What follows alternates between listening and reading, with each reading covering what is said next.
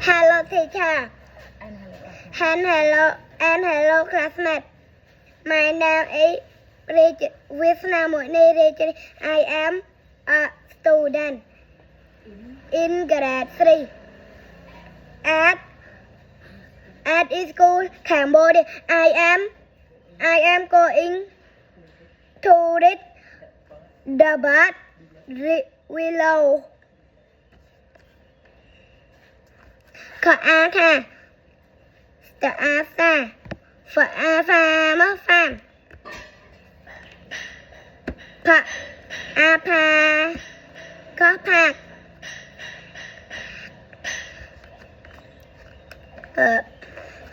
ขออาคาขออาคาพะแคบฝาอาฟานะแฟนผะอาพานะพาน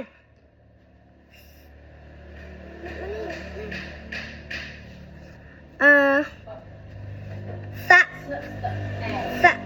ะอาสตามะสตาม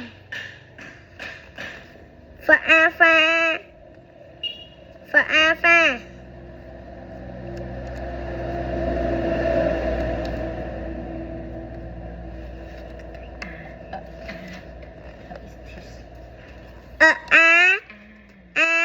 ทะอิติอาทิ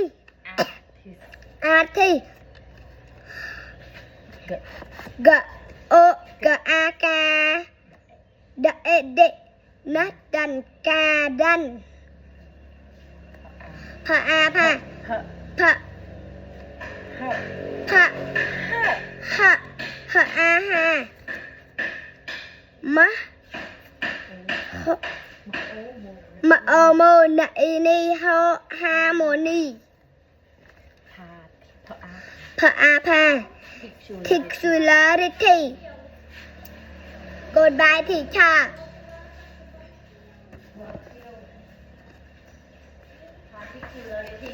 Particularity. Goodbye, teacher.